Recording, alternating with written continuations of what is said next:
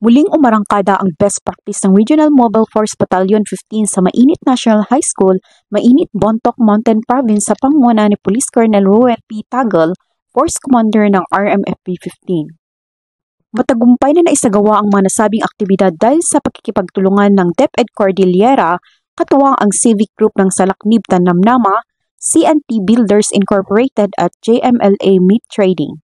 Bilang highlight ng aktibidad, ang mga tauhan ng 1502nd Maneuver Company ng RMFB 15 ay nagpamahagi ng pangunahing kagamitan sa paaralan at kagamitang pang-sports tulad ng tumbler, tsinelas at mga uniforme.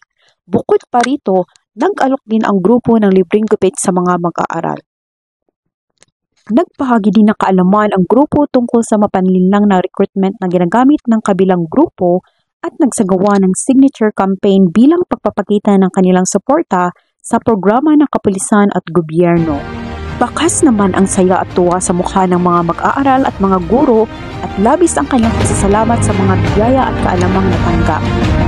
Ang mga aktibidad na ito ay gumaganap ng isang mahalagang papel sa pakikipag-ugnayan at pagsuporta sa mga komunidad, pagpapataas ng kamalayan at pagtugon sa mga isyung panlipunan upang mapanatili ang ugnayan sa isa't isa.